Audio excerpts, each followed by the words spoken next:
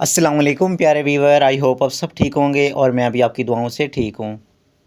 आज की वीडियो में हम फटकड़ी के इस्तेमाल पर बात करेंगे कि इसको हम अगर पौधों में यूज़ करते हैं तो इसके क्या-क्या बेनिफिट्स हैं और किस तरह हम इसको इस्तेमाल कर सकते हैं।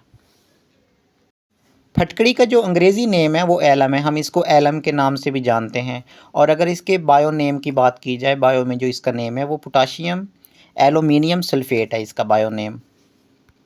फटकड़ी हमें किसी भी ग्रॉसरी स्टोर से इजीली मिल जाती है और फटकड़ी दो कलर में अवेलेबल होती है। एक कलर होता है रेड और एक होता है वाइट।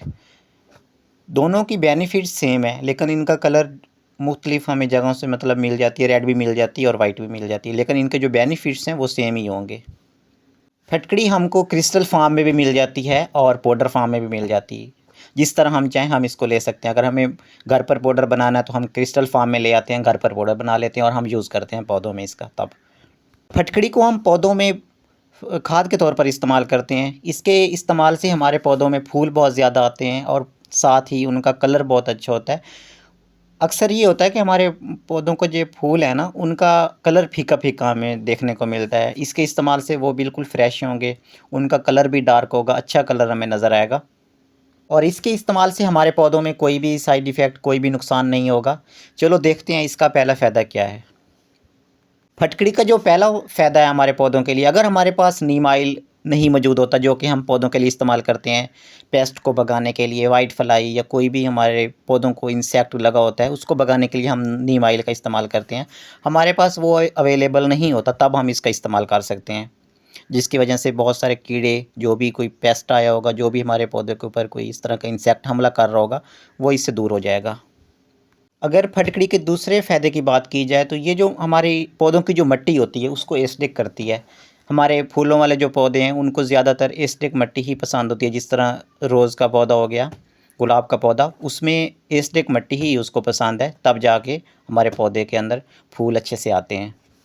तो ये मिट्टी को एसिडिक करती है।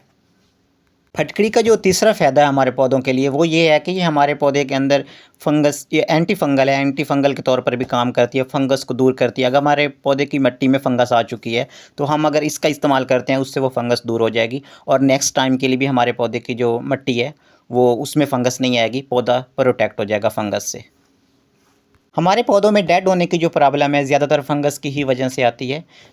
अगर हम फंगस को कंट्रोल कर लेते हैं, किसी भी वजह से हमारे पॉट में फंगस आ जाती है, ज़्यादा पानी की वजह से भी आ जाती है, कोई हम इस तरह का फर्टिलाइज़र ऑर्गेनिक इस्तेमाल करते हैं जिसमें हम फंगिसाइड इस्तेमाल नहीं करते, उसकी वजह से भी हमारे पौधों में ना फंगस आ जाती है।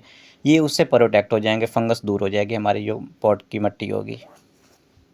अगर हम अपने गुलाब के पौधे की मिट्टी को एसिडिक करना चाहते हैं या किसी भी पौधे की, तो हम एक फटकड़ी का टुकड़ा लेंगे और इस तरह हम मिट्टी में दबा देंगे, जिसकी वजह से हमारे जो गुलाब की मिट्टी होगी वो एसिडिक हो जाएगी और हमारे पौधे के ऊपर फूल बहुत ज़्यादा लगेंगे। एक तो तरीका ये है कि हम एक टुकड़ा मिट्टी में दबा देंगे। दूसरा तरीका ये है कि हम इसको 1.5 लीटर पानी में 1 चम्मच डाल के हम स्प्रे भी कर सकते हैं। तीसरा जो इसका तरीका है वो ये है कि हम इसका 1.5 लीटर पानी में 1 चम्मच हम एक-एक गिलास सब पौधों को दे भी सकते हैं, जिनको हमने देनी होती है, जिनमें फंगस लग चुकी होती है या जिनकी मिट्टी एसिडिक उनको पसंद होती है, उन पौधों में हम इस्तेमाल करेंगे। जिस तरह ये भी आपको वीडियो में शायद नज़र आ रहा हो कि मिट्टी थोड़ी ग्रीन हो चुकी है, उसके ऊपर ग्रीन सतह आ रही है, ये फंगस होती है जो आहिस्ता-आहिस्ता पौधे की ऊपर तने के ऊपर चढ़ना स्टार्ट हो जाती है, जिसकी वजह से पौधा डेड हो जाता है। ये ओवर वाटरिंग की वजह से, बारिश की वजह से ये फंगस आ चुकी है, तो इसको भी ये किल कर देगी। फटकड़ी के इस्तेमाल से मच्छर नहीं आते पौधों के ऊपर, मच्छर भी भाग जाते हैं। दूसरा ये जो मिट्टी है इसके पीएच लेवल को भी कंट्रोल रखती है फटकड़ी। अगर हमारे गमलों में नीचे वाली जो सुराख होता है वहाँ से अगर चूंटियाँ हमला कर रही हैं तो इसकी सूरत में भी हम इसी का इस्तेमाल करेंगे। इसको हम गमले के इर्द-गिर्द हम थोड़ा-थोड़ा डाल देंगे, जिसकी वजह से चूंटियाँ नज़दीक नहीं आएँगी। अगर आज की मेरी वीडियो अच्छी लगी हो तो लाइक कर देना, सब्सक्राइब कर देना। शुक्रिया।